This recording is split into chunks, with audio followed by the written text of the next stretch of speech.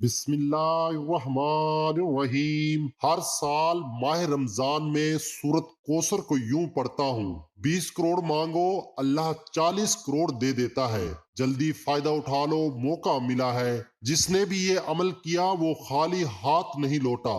حضرت ابو ہریرہ سے روایت ہے کہ رسول اللہ صلی اللہ علیہ وآلہ وسلم نے فرمایا، اللہ رب العزت فرماتے ہیں جو ایک نیکی لائے گا اس کا 10 گنا ثواب ہوگا اور میں اور بھی زیادہ اجر عطا کروں گا، اور جو برائی لائے گا تو اس کا بدلہ اسی کے برابر ہوگا یا میں اسے معاف کر دوں گا، اور جو مجھ سے ایک باش قریب آئے گا میں ایک ہاتھ اسے قریب آؤں گا، اور جو مجھ سے ایک ہاتھ قریب آئے گا میں 4 ہاتھ اس کے قریب آؤں گا، جو میرے پاس چل کر آئے گا میں اس کے پاس دوڑ کر آؤں گا، جس سے پوری زمین کے برابر گناہ کر کے مجھ سے ملاقات کی، بشرطی کا میرے ساتھ کسی کو شریک نہ کیا تو میں اس کی مغفرت کر دوں گا۔ میرے بھائیوں، آپ خود اندازہ لگا لیں کہ اللہ پاک اپنے بندے سے کتنی محبت کرتا ہے، اس لیے جب کوئی مشکل ہو، جب بھی کوئی پریشانی ہو، اللہ سے ہی مانگنا چاہیے۔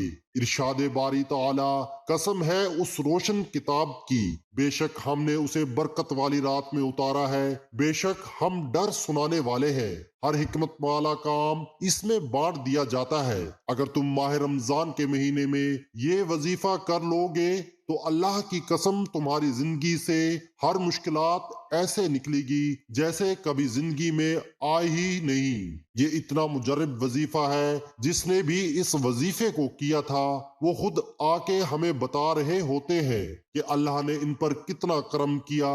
اللہ رب العزت نے ایسی گھڑیاں رکھی ہیں، ایسا مہینے رکھے ہیں، اور ماہ رمضان انہیں تمام مہینوں میں سے ایک ایسا بابرکت مہینہ ہے، جو بندہ اس مہینے میں اپنی حاجت کے لیے دعا مانگے گا اللہ تعالیٰ اس کی ہر جائز حاجت کو پورا کرے گا۔ ماہ رمضان کا مہینہ اتنی قبولیت کا مہینہ ہے، اس مہینے میں رب کی ذات جھولیاں بھرنے کو تیار ہے۔ کوئی مانگنے والا ہو تو اس بابرکت مہینے میں مانگ لے۔ جو بندہ اس مہینے میں صرف ایک تسبیح پڑھ لیتا ہے، اگر آپ مشکلات پریشانیوں میں پھنسے ہوئے ہیں، آپ کا کوئی کام پھنسا ہوا ہے، آپ کے راستے میں کوئی رکاوٹ یا بندش ہے، بیٹیاں جوان ہیں رشتے نہیں ہو رہے، بچے بے روزگار ہیں سالوں سے رزق کی تلاش میں مارے مارے پھر رہے ہیں، نوکری نہیں مل رہی، تو آج صرف ایک تسبیح پڑھ کر دیکھیں۔ یہ ایک تسبیح ہر مشکل پریشانی کو جڑ سے اکھاڑ پھینکے گی، غربت تنگ دستی کا خاتمہ ہو جائے گا۔ اس مہینے میں آپ کی ہر دعا، ہر التجا پوری ہوگی۔ وقت کی نزاکت کو مد نظر رکھتے ہوئے وظیفے کی طرف چلتے ہیں۔ یہ قرآن مجید کی سب سے چھوٹی سورت، جس کو سورہ کوثر کہا جاتا ہے، یہ سورہ کوثر کا بڑا نایاب عمل ہے، بڑا قیمتی عمل ہے۔ اس کا پڑھنے والا بندہ ہمیشہ غنی رہتا ہے، کسی کے آگے ہاتھ نہیں پھیلانے پڑتے۔ وہ اللہ کی بارگاہ سے لاکھوں کروڑوں بھی مانگے تو اس رب کے خزانے میں کوئی کمی نہیں ہے، ہر چیز پر اس کی قدرت، ہر چیز پر اس کا قبضہ ہے۔ وہ جس کو چاہے تھوڑا عطا فرماتا ہے، جس کو چاہے زیادہ عطا فرماتا ہے۔ اس لیے آپ نے اس رب کریم کی بارگاہ الہی سے التجا کرنی ہے اور یہ کلمات پڑھ کر اللہ کی بارگاہ میں دعا کرنی ہے۔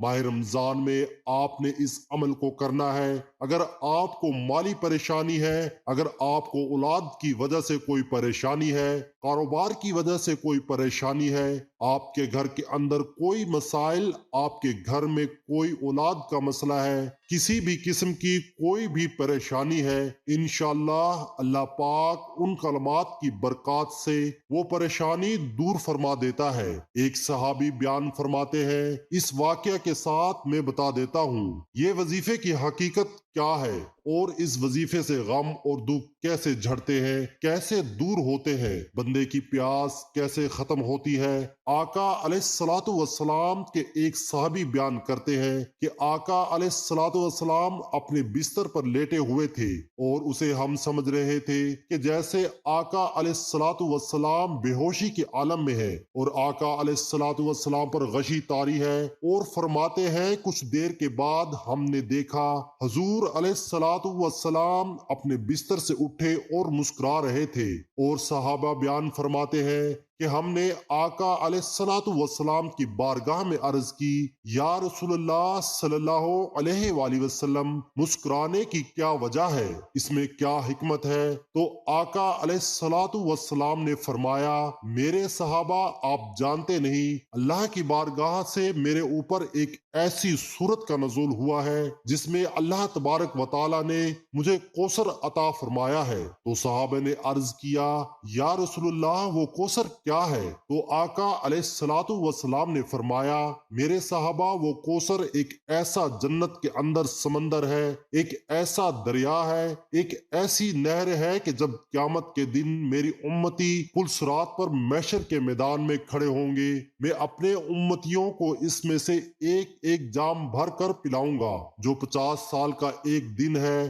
اس پورے دن کے اندر کبھی بھی میری امتی کو دوبارہ پیاس نہیں لگے گی۔ تو یہ صورت ایسی ہے، یہاں تک کہ صوفیہ فرماتے ہیں رمضان المبارک کے مہینے میں بندہ روزہ رکھے، اور اس مہینے کے اندر حضور کثرت کے ساتھ روزے رکھتے تھے، اور فرماتے جو بندہ روزہ رکھنے کے بعد 7 مرتبہ اس صورت کو پڑھ لے، اللہ تبارک و تعالی اس کو پیاس کی شدت سے محفوظ رکھ لیتا ہے۔ تو پھر آپ اندازہ لگائیے کہ اس وظیفے کو، اس صورت کو پڑھنے والا بندہ اگر وہ پیاس کی شدت سے محفوظ رہ سکتا ہے، باقی معاملات سے محفوظ رہ سکتا ہے، اور اس عمل کے ذریعے پھر ہر پریشانی سے نجات مل سکتی ہے۔ کوئی بھی اس کی حاجت ہے، کوئی بھی اس کی پریشانی ہے، تو اس نے کرنا کیا ہے؟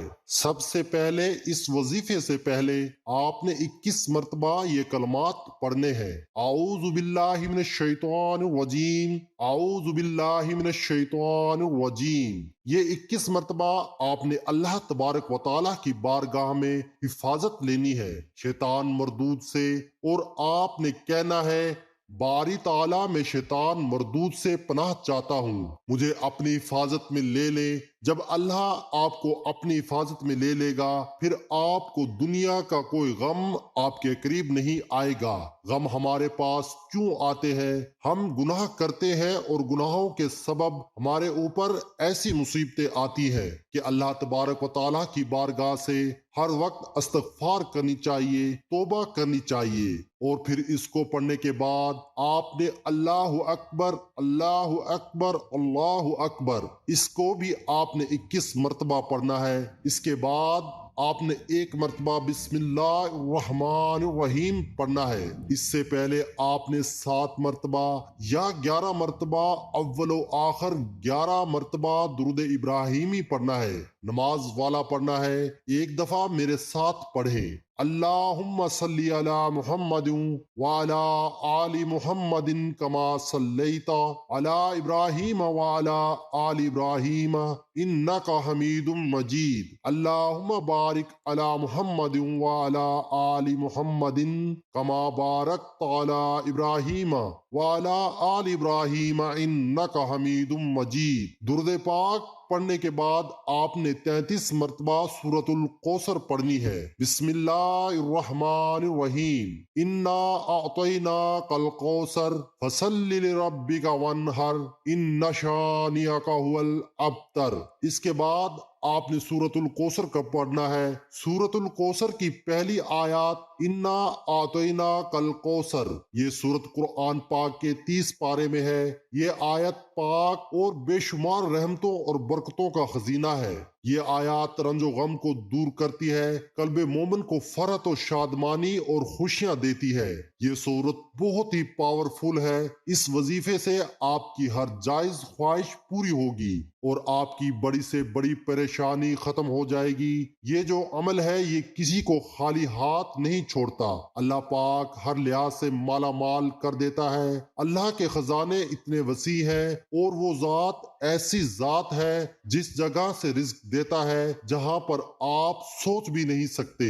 انسان تو میرے بھائیوں اشرف المخلوقات ہے۔ ایک جو کیڑا ہوتا ہے پتھر کے اندر ہوتا ہے، بظاہر آنکھ سے نظر نہیں آتا کہ وہاں پر کوئی چیز جا سکتی ہے، اس کو رزق مل سکتا ہے، نہیں مل سکتا، دیکھ ہی نہیں سکتا۔ بندہ کے اس پتھر میں کوئی سوراخ ہے اور اس کے اندر کیڑا رہتا ہے یا نہیں، لیکن اللہ کی قدرت دیکھیں، اللہ پاک اس کو بھی دے رہا ہے، اس کو بھی پال رہا ہے، تو وہ ذات کیسے ہمیں بھول سکتی ہے؟ جب ہم سچے دل سے مانگیں گے، آپ نے اللہ کے آگے ہاتھ پھیلائیں گے، روئیں گے، گڑ گڑائیں گے، تو وہ ذات ہمیں ضرور عطا کرے گی۔ سورۃ الکوثر وہ سورت جو حضرت فاطمہ الزہرا سلام اللہ علیہا کی شان میں نازل ہوئی، مکہ کے رہائشی جن کے سربراہی آس بن ولی کر رہا تھا، حضرت محمد صلی اللہ علیہ وآلہ وسلم کا مذاق بناتے تھے اور انہیں ابتر کہتے تھے، نعوذ باللہ۔ اور یہ اس لیے کہتے تھے کہ کیونکہ آپ صلی اللہ علیہ وآلہ وسلم کے بیٹے نہیں تھے جن سے آپ کی نسل پروان چڑھے، اور عرب لوگوں کے لیے بیٹا ہونا ایک نہایت قابل فخر بات ہوا کرتی تھی۔ آپ صلی اللہ علیہ وآلہ وسلم کے دو بیٹے قاسم اور طاہر جو کہ بی بی خدیجۃ الکبریٰ رضی اللہ عنہا سے تھے، آپ صلی اللہ علیہ وآلہ وسلم کے دور میں ہی شہید ہو چکے تھے اور اب کوئی بیٹا نہ تھا، جس کی وجہ سے بدو آپ کو ابتر کہنے لگے تھے۔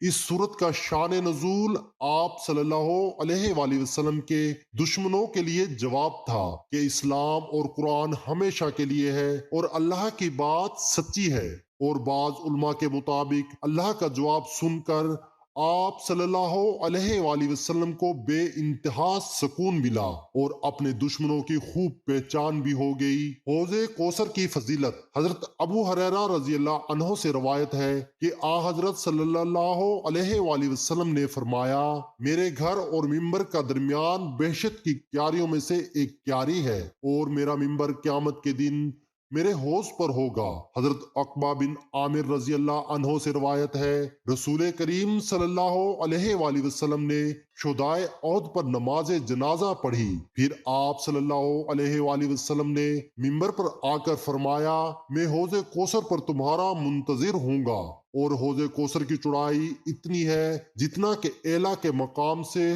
حجفہ کے مقام تک کا فاصلہ ہے۔ مجھے تم سے اس بات کا ڈر نہیں ہے کہ تم میرے بعد مشرک بن جاؤ گے، لیکن مجھے تم سے اس بات کا ڈر ہے کہ تم لوگ دنیا کے لالچ میں آپس میں حسد کرنے لگ جاؤ گے اور آپس میں خون ریزی کرنے لگ جاؤ گے، جس کے نتیجے میں تم ہلاک ہو جاؤ گے، جس طرح کہ تم سے پہلے لوگ ہلاک ہوئے ہیں۔ حضرت انس بن مالک رضی اللہ عنہ بیان کرتے ہیں کہ جب اللہ کے نبی صلی اللہ علیہ وآلہ وسلم کو معراج کے دوران جنت کی سیر کرائی گئی تو آپ کو ایک نہر پیش کی گئی جس کے کنارے خلد اور یاقوت کے تھے، اور آپ کے ساتھ جو فرشتہ تھا اس نے اپنا ہاتھ اس نہر میں مارا تو وہاں سے کستوری نکلی جو اس کا گارا تھا، تو محمد صلی اللہ علیہ وآلہ وسلم نے اپنے ساتھ والے فرشتے سے فرمایا، یہ کیا ہے؟ اس نے کہا، یہ کوثر ہے جو اللہ تعالیٰ نے آپ صلی اللہ علیہ وآلہ وسلم کو عطا فرمائی ہے۔ اس کے علاوہ سورہ کوثر کے بہت فوائد ہیں۔ میاں بیوی کی محبت بڑھانے کے لیے سورہ کوثر لا علاج بیماری کا آخری علاج ہے۔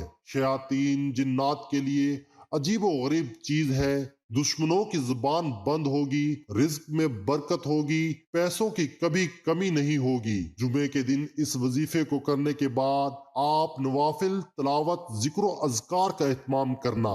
وظیفہ کرنے کے بعد اللہ کی بارگاہ میں رو رو کر گڑ گڑا کر دعا کرنی ہے، اے گناہ گاروں کو بخشنے والے اور اے عیبوں پر پردہ ڈالنے والے عظیم رب، سب مسلمانوں پر اپنا رحم و کرم فرما، تنگ دستوں کے رزق میں وسعت عطا فرما اور بیماروں کو شفا عطا فرما، آمین ثم آمین۔ ہمیشہ صبر و شکر کرنے والا بنا اور ہماری دنیا اور آخرت سنوار دے، آمین۔ تمام احباب سے گزارش ہے کہ اللہ کے 99 ناموں میں سے ایک نام ضرور کمنٹ میں لکھے۔ اللہ حافظ۔ السلام علیکم ورحمۃ اللہ وبرکاتہ۔